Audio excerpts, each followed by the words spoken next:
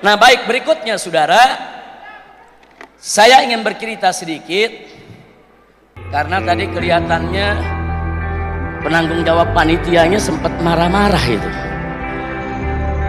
Katanya Habib Rizik nggak mau hadir, dipaksa hadir kemarin. Boleh cerita? Tapi udah jam 9 lewat nih. Reuni tahun depan lagi deh. Utang-utang reuni tahun depan. Setuju? Nggak setuju? Tega banget. Bertahun-tahun nggak ketemu, saya minta tahun depan aja nggak boleh. Lanjut. Cerita aja sedikit. Ini cerita bukan ceramah ya. Jadi saudara, sebelum acara ini digelar, sebelum panitia datang ke rumah saya untuk mengundang, sudah viral di beberapa medsos bahwa panitia akan mengundang saya agar bisa hadir di reuni 212 ini, saudara. Nah, saya cepat tanggap. Begitu berita itu beredar, walaupun panitia belum datang, saya kumpulkan, saya punya pengacara. Nah, kebetulan di sini pengacara saya Pak Aziz Yanwar, ada Habib Ali Al-Attas. Saya kumpulkan pengacara-pengacara saya tanya mereka. Ini ada panitia bersama, saya belum ketemu mereka. Tapi katanya mau datang mengundang saya untuk ikut reuni 212. Dan saya sendiri belum tahu reuninya itu bentuknya bagaimana, tempatnya di mana, waktunya kapan. Cuman udah tersiar, panitia mau datang. Saya minta pertimbangan hukum kepada para pengacara. Loh, kenapa saya minta pertimbangan hukum? Masyarakat perlu tahu bahwa status saya ini PB, pembebasan bersyarat. Nah, pembebasan bersyarat tentu ada syarat-syarat yang boleh saya langgar. Sekurang-kurangnya ada 3 syarat. Ini syarat utama, syarat penting. Kalau saya langgar, pembebasan bersyarat saya dibatalkan dan saya harus ditahan lagi selama 1 tahun. Nah, dengerin dulu nih, boleh cerita gak? Nah, ini baru cerita begitu udah huha-huha. Jadi saya ini pembebasan bersyarat sampai kapan? Sampai 10 Juni 2024. Nah, udah cukup sampai di sini aja dah. Lu hahu-hahu gue ditangkap lagi. Habib Bahar, gimana nih jamaahnya nih? Udah dengerinnya yang tenang, jadi gue nggak ditangkap lagi. Kalau nanti tuduhannya apa? Habib Rizik bikin kerusuhan. Buktinya rekaman. Jangan pakai hahu-hahu. Takbir. Sallu ala nabi. Nah, jadi saya undanglah tim pengacara, karena pengacara yang ngerti aturan-aturan dan hukumnya, saudara. Saya tanya, Pak Aziz, Habib Ali, dengan kawan-kawan yang lain bagaimana nih? Kalau betul-betul saya diundang, kalau betul-betul nanti ada panitia undang, saya diundang, bagaimana? Apa kita tolak? Apa kita boleh terima?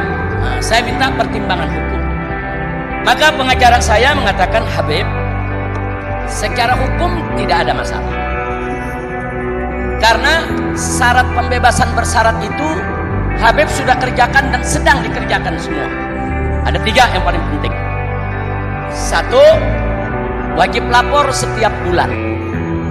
Saya lapor tiap bulan. Saudara, saya datang ke kejaksaan, saya datang ke Lapas, saudara, sebagai warga yang baik, kita penuhi. Gak pernah saya langgar. Yang kedua, kalau keluar kota harus izin secara tertulis. Kalau tidak ada surat izin dari Bapas yang ada di bawah Kemenkumham, saya tidak boleh keluar kota sama sekali. Ini saya ikuti. Kalau saya mau keluar kota, saya ajukan permohonan. Saudara, kalau diizinkan, saya keluar kota. Kalau tidak diizinkan, nggak boleh saya keluar kota. Tapi sampai saat ini baru kesentul saja yang saya diizinkan untuk menengok istri yang sakit sebulan sekali. Karena saya punya istri sakit, harus dirawat serius, tempat tinggalnya di Sentul, sedangkan saya di Petamburan. Saya sudah minta izin seminggu sekali bisa temani istri, tapi izinnya baru dapat sebulan sekali boleh tengoki istri. Ada hu lagi huru hara. Kira-kira jelas gak? Nah, itu syarat kedua tuh. Jadi syarat pertama tadi apa? Wajib lapor. Saya jalanin. Yang syarat kedua, kalau keluar kota harus izin. Saya jalanin, nggak ada masalah ya. Nah, syarat ketiga, ini yang kita mesti waspada. Tidak boleh melakukan pelanggaran hukum. Nah, kenapa saya katakan mesti kita waspada? Kadang-kadang menurut kita nggak langgar hukum, tapi menurut lawan kita langgar hukum. Buktinya, saya cuma bilang baik-baik saja, diancam 10 tahun penjara, dituntut 6 tahun, divonis 4 tahun. Begitu saya masuk ke kasasi, akhirnya turun jadi 2 tahun. Gara-gara apa? Gara-gara saya mengatakan saya dalam keadaan baik-baik saja. Artinya bagi kita itu bukan pelanggaran, tapi bagi orang yang tidak suka dengan kita, itu akan dijadikan permasalahan. Kira-kira jelas gak? Jelas gak? Makanya saya konsultasi dengan para pengacara. Nih kalau saya datang di reuni, ini pelanggaran hukum apa bukan? Ini yang jadi persoalan. Kalau pelanggaran hukum, besok PB saya dibatalkan. Dan besok saya dicomot lagi untuk dimasukkan ke penjara selama 1 tahun. Tapi kalau dianggap bukan pelanggaran hukum, nggak ada masalah. Kira-kira jelas gak? Ini yang kita mesti waspada. Makanya saya tanya pengacara.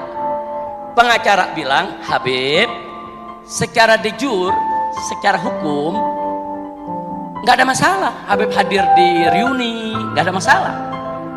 Bahkan demo sekalipun nggak ada masalah, karena demo itu dilindungi undang-undang.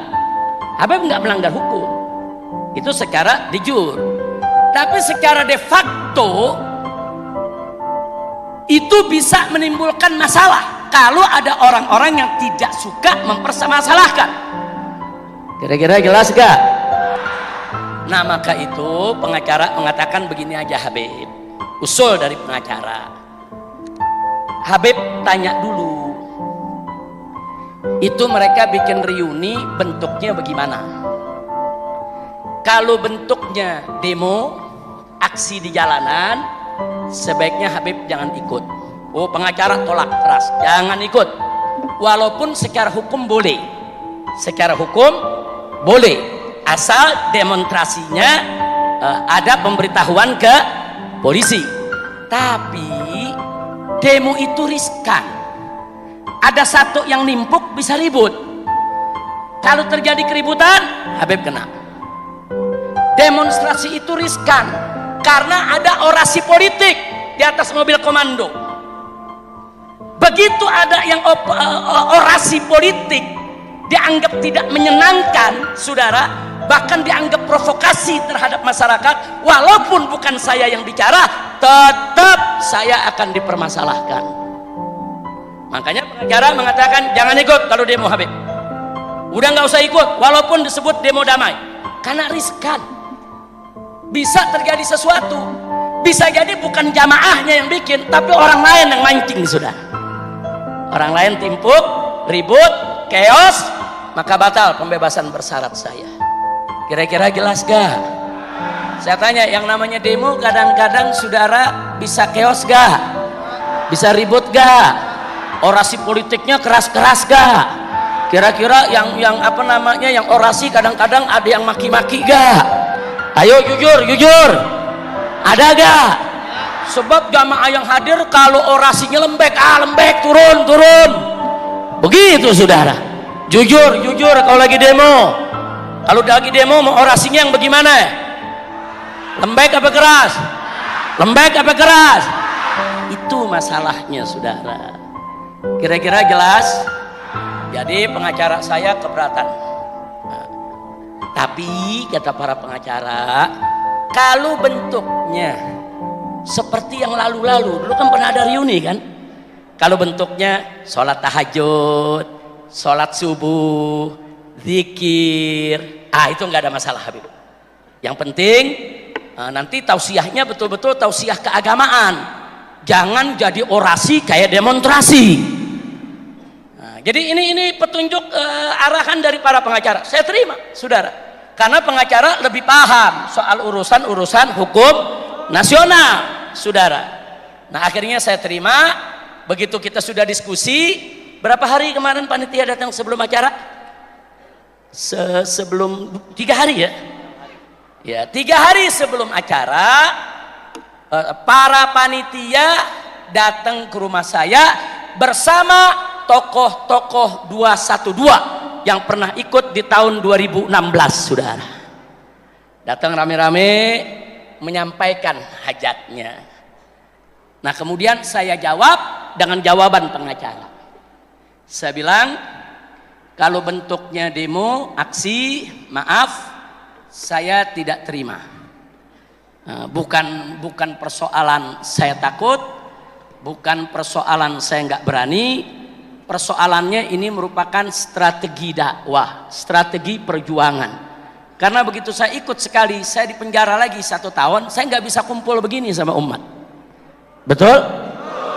Betul? Nah jadi kalau bentuknya demo, ya kalian aja lah yang demo, nggak usah ngundang-ngundang saya. Setuju? Setuju? Saudara, tapi kalau bentuknya ibadah, murni ibadah, saya pertimbangkan. Kemudian Syekh Yusuf saat itu hadir menyampaikan, Habib ini murni ibadah. Saya sebagai penanggung jawab, saya jamin bahwa ini bentuknya munajat, istighosah, zikir, selawatan, kemudian tausiahnya tausiah agama dan seterusnya. Nah kemudian saya tanya, terus tempatnya berizin nggak? Berizin. Kemudian ada koordinasi tidak dengan kepolisian setempat? Ada, beliau katakan. Jadi semua lengkap. Terus bagaimana orasinya? Beliau katakan nggak ada orasi politik Habib, nggak ada demonstrasi. Bahkan tokoh-tokoh politik yang mau datang atas nama partai nggak boleh datang. Tapi kalau dia datang sebagai pribadi muslim, pribadi yang pernah ikut 212, silakan terbuka. Betul? Makanya hari ini saya lihat di sini ada beberapa anggota DPR ya, Pak. Ada Pak Ferry, ada Dr. Hidayat Nur Wahid. Beliau ini alumni 212. Ikut hadir saudara di 212. Nah, saat ini dan kita bangga karena beliau salah satu pimpinan MPR. Majelis Permusyawaratan Rakyat, ikut hadir bersama kini. Ada beberapa di depan saya ini, saya lihat saudara tadi ada Pak Ferry dan kawan-kawan, itu juga merupakan anggota dewan. Nah nggak sampai di situ, di sini kita bangga. Di sini ada yaitu dari Dewan Pertimbangan MUI, Kiai Haji Muhyiddin Junaidi, saudara. Beliau hadir bersama kita. Beliau sangat antusias menyambut daripada acara reuni 212 ini. Nah begitu juga di sini kita lihat ada yaitu Kiai Haji Ferry Nur, ini dari Kispa, yang selama ini selalu peduli urusan perjuangan di Palestina. Kemudian di sebelahnya lagi ini ada Dr. Alfian Tanjung dari Taruna Muslim, saudara, yang mana beliau ini selama ini fokus spesialisasinya mempreteli, saudara, melakukan anatomi tentang gerakan-gerakan kebangkitan PKI. Jadi kalau mau tahu urusan PKI, tanya Dr. Alfian Tanjung, saudara. Wah nggak sampai di situ, saudara. Di sini ada Dr. Sujana, saudara, yang juga merupakan alumni 212. Jadi di sini banyak komunitas yang hadir, saudara. Banyak sekali komunitas. Dan memang juga banyak ulama-ulama kita, pejuang kita yang sudah kembali kepada Allah meninggal dunia. Tadi sudah disebutkan, ada Kiai Haji Abdul Rashid Abdullah Syafi'i, ada Kiai Haji Abu Jibril, putranya hadir sama kita sekarang ini. Kiai Haji Abu Jibril, ada Syekh Ali Jabir, ada Kiai Haji Muhammad Arifin Ilham, ada Kiai Haji Tengku Zulkarnain, rahimahumullahu rahmatan wasi'ah wa ghafarallahu lahum maghfiratan jami'ah. Nah, jadi ini yang saya sampaikan. Nah, setelah dijawab oleh Syekh Yusuf Marta dengan rinci, Akhirnya saya sampaikan, baik, kalau begitu nanti saya turunkan tim pengacara, saya cek di lapangan, betul gak panitia berizin, betul gak bikinnya munajat, betul gak. Jadi saya minta maaf kepada panitia karena saya harus cek lapangan.